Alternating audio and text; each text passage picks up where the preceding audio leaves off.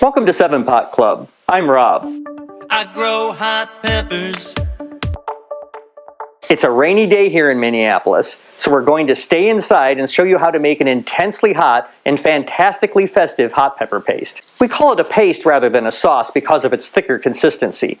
Unlike most sauces, it's mostly pureed peppers, with very small amounts of a few other ingredients. We're using very hot and super hot peppers from our garden, but you can make this paste with any type of peppers of any color or heat level. You may have seen our earlier video where we demonstrated how to make 7-pot paste. Red velvet paste is similar, but we're using only red and chocolate pepper so we can get the rich, deep red color of red velvet cake. Instead of garlic and lime, we're adding cocoa and agave for a distinctly different flavor. Now here's where the fun comes in. We're also making a vanilla icing paste from white peppers. When both pastes are completed, we'll layer them in a jar to mimic the layers of a cake. Our hot pepper pastes are a little different than most hot sauces in that they're thicker and not cooked. There aren't any fillers, just peppers, a little flavoring, and enough liquid to hold it all together. Let's get started. Red velvet paste looks sweet, so sweet, but it's deadly.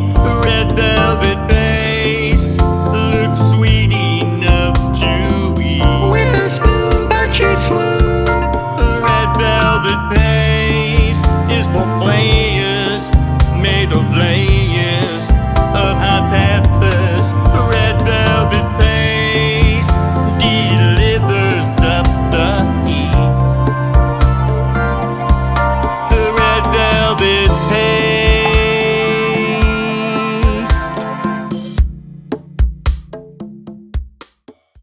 First, we dodged the raindrops and harvested peppers. If you don't have ripe peppers growing in your front yard, use what you can source locally. We freeze a lot of our crop and use them to make hot pepper paste all year round.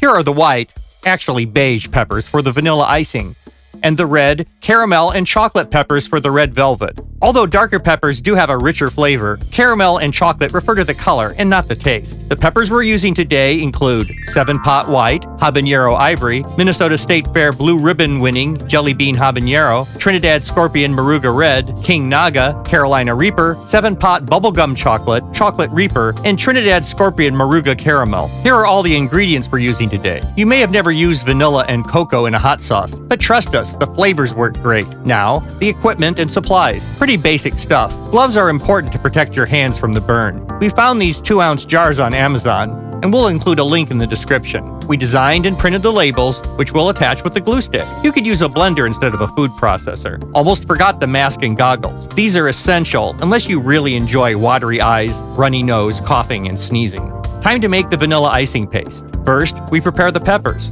The small habaneros either get sliced in half or can just be tossed whole into the food processor. On the larger 7-pots, we remove a lot of the placenta and seeds because they can be bitter. We're measuring about a half a cup of apple cider vinegar, but we add as needed and we ended up using less than half. Dump the peppers and a little of the vinegar into the food processor and start chopping. Add a tablespoon of blue agave and a 1/4 teaspoon of vanilla. Continue processing until you reach the desired consistency. We're going to keep this pretty thick because we want our layers to remain separate in the jar. When it's ready, spoon it into a bowl. Here's the finished product. Now we'll make the red velvet paste. The process is the same. Stem and de-seed the peppers. For this recipe, we'll use sweeter and darker balsamic vinegar. Then, toss the peppers in the Cuisinart and drizzle in vinegar as needed. We'll add a pinch of salt, sweeten things up with a teaspoon of blue agave, then add 1/2 to 1 tablespoon organic unsweetened cocoa powder, depending upon how chocolatey you like your hot pepper paste. Add more red or brown peppers until you're happy with the color, and process until the texture is appropriately velvety. Now we're all done with the making. We'll layer some of each in a small dish so we can sample before loading up the jars.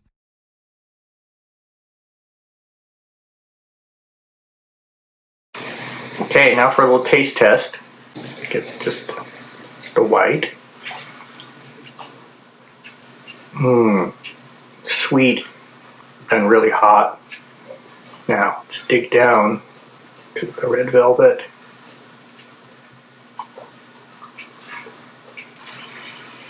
Oh my God, it's amazing. Let's mix them together. Whoops. I think this would go with anything that you eat.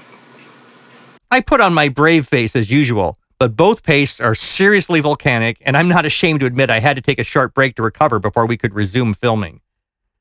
Back in action and time to fill jars. We realized right away that we could never get perfect layering of the two pastes, but we're happy with the result, and I think you will be too if you try this recipe. We're already thinking about red and green peppers for a holiday version.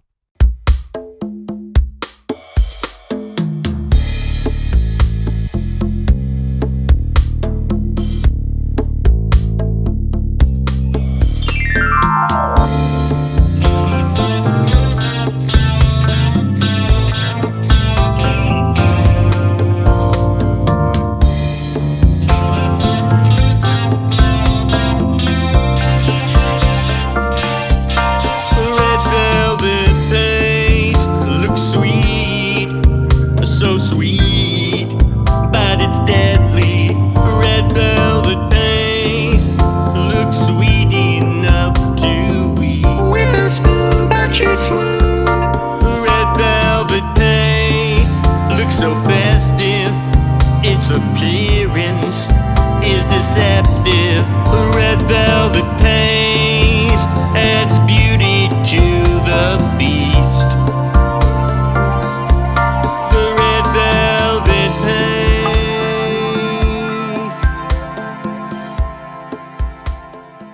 That's it for this episode. Did you enjoy watching us make this colorful condiment? If so, please like and comment on this video, subscribe to our channel, and tap the bell to receive notifications. Follow our daily updates on Instagram, Twitter, and Facebook. There's a new video every week throughout the growing season, and you won't want to miss an episode. For 7 Pot Club, I'm Rob. Oh, it's running right now?